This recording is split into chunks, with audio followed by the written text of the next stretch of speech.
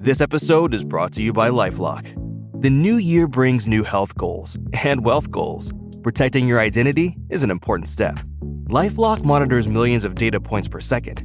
If your identity is stolen, LifeLock's restoration specialist will fix it, guaranteed or your money back. Resolve to make identity health and wealth part of your New Year's goals with LifeLock. Save up to 40% your first year. Visit LifeLock.com/podcast. Terms apply. Today on CityCast Portland, we're going over some updates to the growing city budget shortfall, looking at the end of hybrid work for some city and county employees, and catching up to where some former city commissioners landed. We're also diving into our mailbag and reading notes from you, our listeners. Joining me on this midweek news roundup is our very own executive producer, John Notarianni. It's Wednesday, January 22nd. I'm Claudia Meza, and this is what Portland's talking about.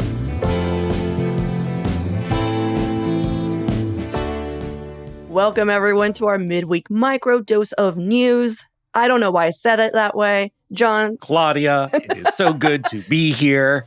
This is the way I talk now. If you're new to the show, today is a day we look at a local story and our updates to stories that we might have missed last week.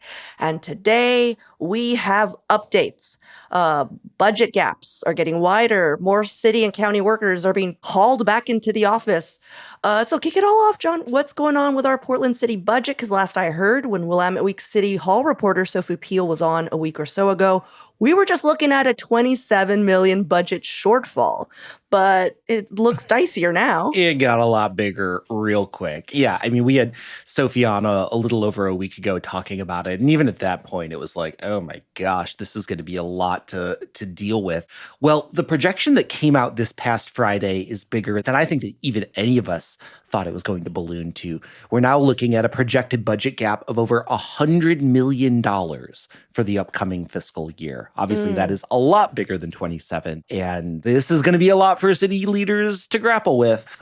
They've got a lot on their plates in terms of figuring out how to manage this. I did notice, though, that this did happen just a few days after Portland City Council members approved a new spending package to increase the amount of people working for them and the mayor. And so I wondered, how much of that was added? But it was only 4.6 million. So there's still a few, 10 millions out there that I'm just wait, where did that come from? Yeah, well, 4.6 for the rest of this fiscal year, which goes until July. They're saying it's going to be about 12 million annually once we get to the next round of it.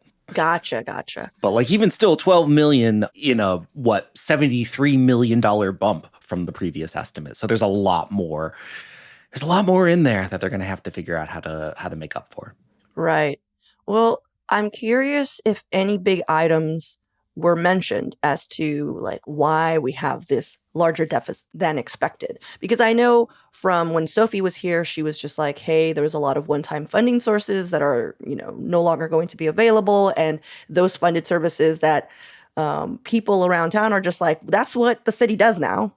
And it's not going to go away because you must continue doing this. But is there anything other than that is ballooning the budget? Well, yeah, I mean, a couple things. Labor contracts are under negotiation right now. And the estimate is that once those get settled, people are going to be getting paid more who work for the city, which is a good thing, but also screws with the budget. And healthcare costs are rising as well.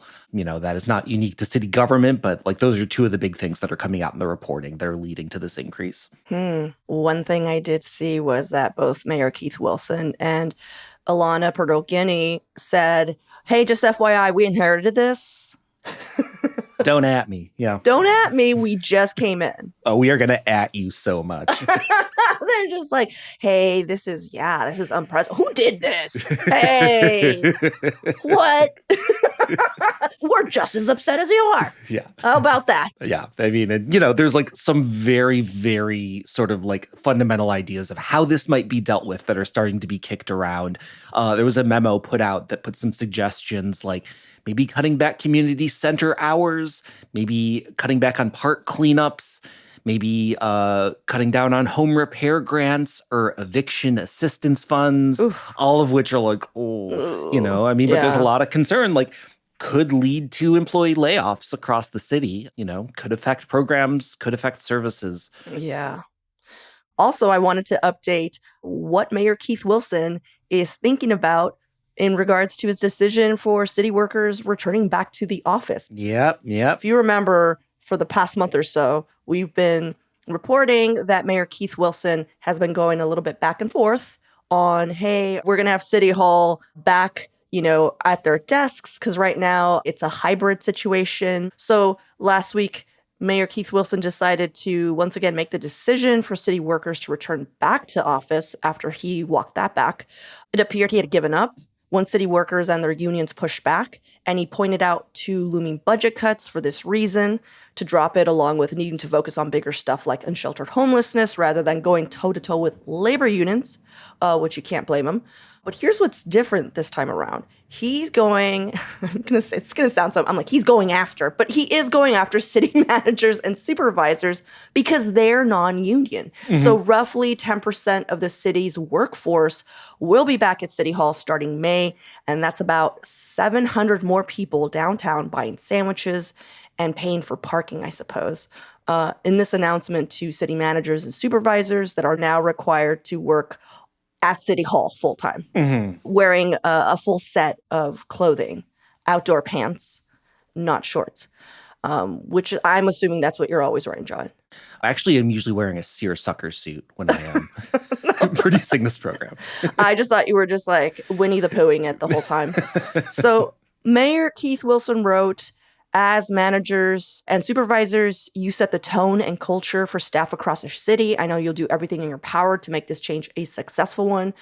I mean, I think he's kind of showing his cards there. I mean, it's like a smart move, getting closer to a full-time on-site City Hall, which seems to be his end goal. But I know if like your bosses were forced to be on-site, more meetings would happen on-site, more things would happen on-site. And I just feel like it's like a pull, What do you think? I mean, yeah, I think it's an interesting strategy. And I think that it is interesting to think about Keith Wilson, who comes from the business world, and how there is such a culture of in-person work in the world that he is used to. And trying to sort of square that with local governance and like with what people are used to, and especially with the presence of labor. But I also think it's a smart way that he did it, just sort of starting with managers. And, managers are the people who are probably spending more of their days sitting in meetings and, doing in-person collabs as opposed to some of the rank and file workers. I mean, not the most surprising move, honestly, to my read, but, I'm sure that there are still plenty of people who are used to that sweet, sweet pandemic hybrid that are not pleased about this. Sweet, sweet pandemic hybrid. Just a reminder, though, that about 3,500 city employees, including police officers, firefighters, and maintenance workers, already perform their jobs in the field or at their desks and never had an option to work remotely during the pandemic. Yeah. Like thousands of other city staff, just to mention that. Yeah. Well, it isn't just the supervisors and city managers that are having to go back to City Hall, which, by the way, beautiful building. John, I don't know if you've ever been. Newly renovated as well. So it's a nice building. It's like la. A lot of marble. I think I've said it once and I'll say it again. It looks like a fancy oyster steakhouse. It's nice. You'll like it. But Multnomah County DA Nathan Vasquez also ordered his supervisors back to the office. And he did that a few days after Mayor Keith Wilson's announcement. So I wonder if he was like, that's a good idea. But last Wednesday, Vasquez says he wants all top prosecutors and other administrators to work from their desks every day of the week starting February 3rd. In his email to his team that the Oregonian shared parts of, he cited collaboration and camaraderie as reasons for the return to office, as well as making sure lower-ranking workers felt supported, which I think is an important point, especially when you're coming in and you're like, what's happening, But he also threw in it would help downtown recover, so that's roughly 30 more people buying sandwiches and possibly paying for parking downtown, John. Oh my gosh. You want to open a sandwich shop? You think it's the time, Claudia? Yeah. It'll just be called Fuck My Boss. So I do think it's interesting taking Vasquez and Wilson together as doing this like at the same time. And it has like real new year, new boss, new office culture energy about it, where maybe it is in some ways an implicit move to sort of shake a lot of city employees out of the routines and rhythms that they're used to under previous administrations and do a little bit of, you work for me now, we're doing it our way. Which, I can imagine if you're coming into managing a giant city bureaucracy with a group of people that are so used to working remote, that transition could be a lot easier if your highest ranked officials are looking you in the eye every day. That's true. Well, before we go into our last update, which I think is the most exciting update this entire episode, let's take a quick break here. And when we return, we're also digging into our mailbag.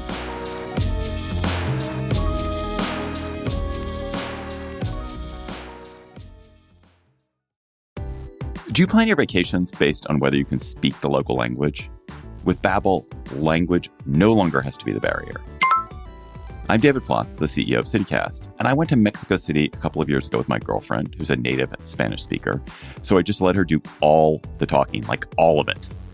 I adored the city, and now I'm going to go back in a couple of months, but with my college roommates, who are a bunch of middle-aged men, none of us Spanish speakers. When I was younger, I might not have been bold enough to do that, but now I'm not anxious because Babbel has me covered. Thanks to Babbel, I know how to order a taxi, how to give directions, how to order in a restaurant, all the small and useful bits of language that make international travel easier. Babbel's quick 10-minute lessons, handcrafted by over 200 language experts, get you to begin speaking your new language in 3 weeks or whatever pace you choose. And because conversing is the key to really understanding each other in a new language, Babbel is designed using practical, real-world conversations, especially the sort you need while traveling. Food, how to get places. Babbel's tips and tools are inspired by the real-life stuff you actually need when communicating. With a focus on conversation, you'll be ready to talk wherever you go. So I hope I'll see you in Mexico in a couple of months. Or, as we say, espero verte en Mexico en un par de meses. So let's get more of you talking in a new language. Babbel is gifting CityCast listeners 60% off subscriptions at babbel.com/CityCast.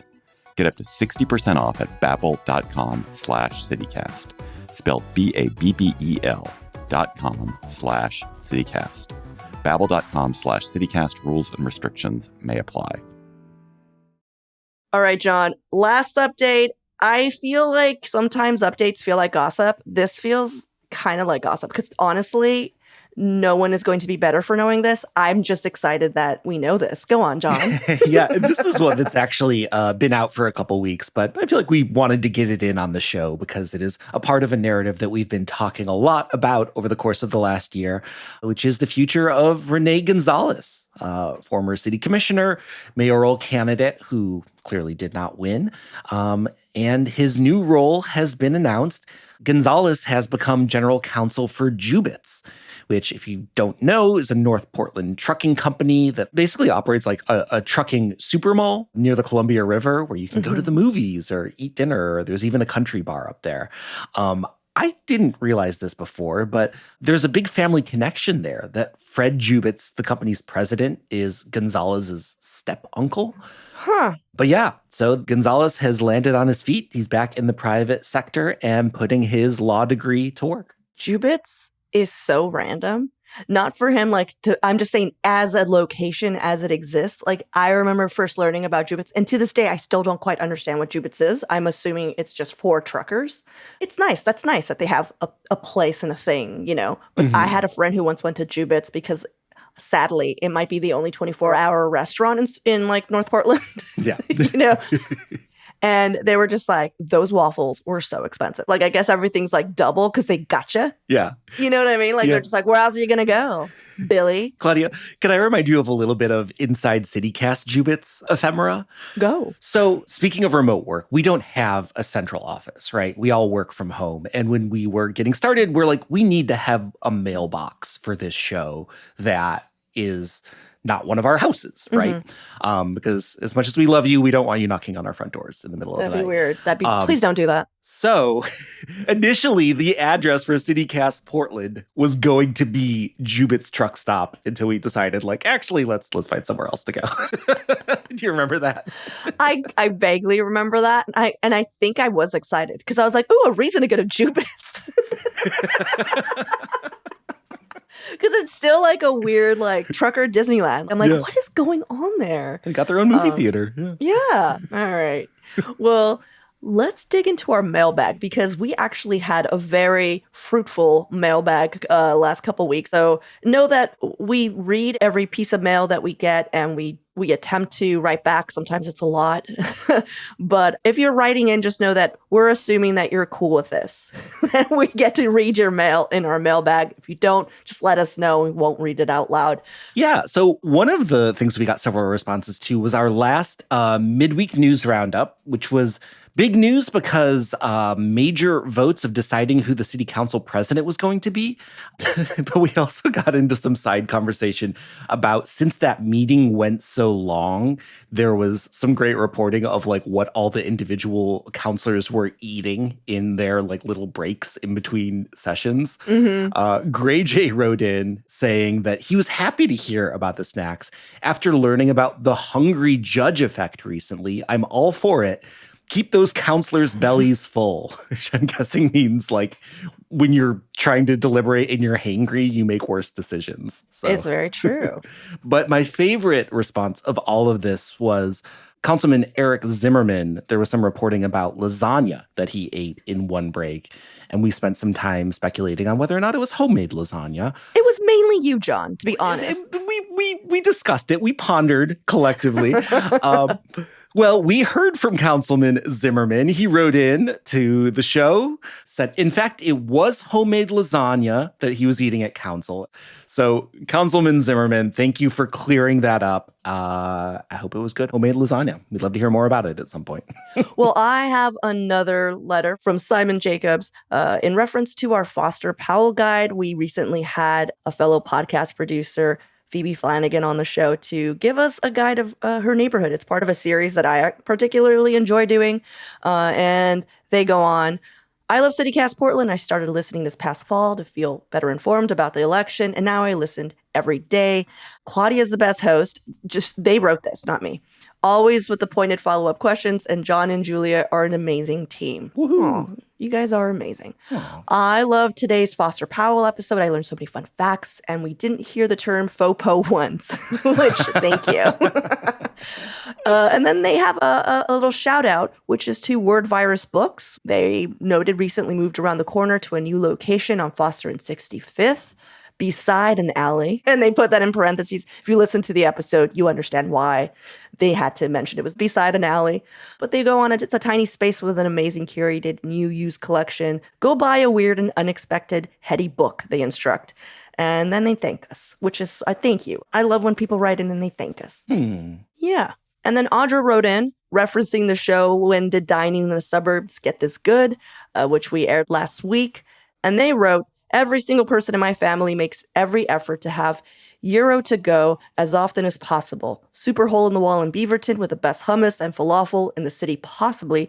We have been going here for over 10 years and have never been let down by the food, that's a track record. I love places and I get disappointed sometimes. And I just like wash it off. And I'm like, it's okay. It's an off day. But for 10 years, never getting disappointed. Oh my gosh. Yeah. I want to go. That is a good tip. Also, like, yeah, best hummus and falafel. I mean, it's hard. It's hard. It is Portland, beautiful food culture, but there is a hole for beautiful hummus and falafel. John, just say it. Just say it. Yeah, I know you want to say it. As we all know, I come from the Detroit area, Dearborn, Michigan, some of the best Middle Eastern food outside of the Middle East that I grew up with. And like, I find it hard to find really good hummus and falafel to my standards in the city. So good to know that there's a spot in Beaverton that I should go check out. I do want to point out that every time you go back home, I ask you to bring back hummus, and then you tease me and you say you will, and then you're like, just kidding. Why would I do that? It would only make you super happy. Okay. It's a long flight, Claudia. Okay, whatever. That's a lot of unrefrigerated food time. That's fine. It's shelf stable for 6 hours. All right. We also had another food-related email from listener Mandy Wald. They actually wrote in, John, it was you. You just did a shout-out. You're like, hey, if you want to hear more vegan content. And this was actually in reference to a letter that we got in our last mid-roundup. And she was just like, yeah, actually, I do. Specifically, she was like, you know what I would prefer is if you guys could just integrate it when you talk about restaurants, which is something that I know we sort of do, but not all the time. Basically, she wrote, while I have friends who will sometimes patronize vegan-only spots with me, navigating regular restaurants versus vegan-only restaurants can sometimes feel like trying to convince friends to sit at the kids-only holiday table, which I totally get. So she's like, hey, how about you just tell us when there's good vegan food in a place that you are already covering? And I'm like, you know what? I think we could try harder. I think we can do that. Yeah. So heard, Mandy. That's such a good metaphor. You're like, no, it's good. And they're like, oh, carnitas in quotation marks. Cheese with a Z. Thank you. That being said, I love vegan cheese. All right. John, tell me what's going on. Yeah, let me hit you with one more. And this is sort of a collage of several comments that we received. Because the first week of the month, we talked about indoor activities, stuff that you can do to stay active and stay social in Portland in the winter. And we had a lot of people writing in with additional ideas. We heard from listener Lance, who recommended checking out Gracie Jiu-Jitsu, which is on Southeast Yamhill, as something that you might want to do this winter. Stephanie Turner reached out to suggest Bar Method. It's in the Pearl District. Stephanie says they have incredible classes and that there is a limited time special of 30 days for just $50. So Bar Method in the Pearl, if you're looking to stay active.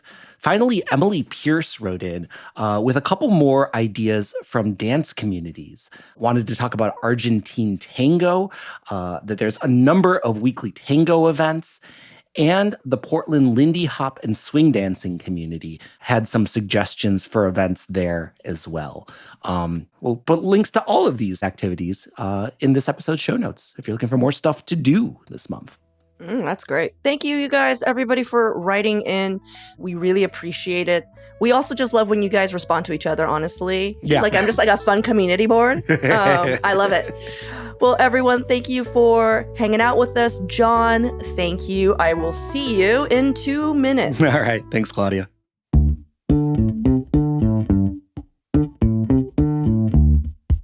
That's all for today here on CityCast Portland. Thanks so much for listening. If you enjoyed the show, please share it with a friend, rate or leave us a review. It really does help us out. We'll be back tomorrow morning with more from around the city. Until then, see you at Slim's.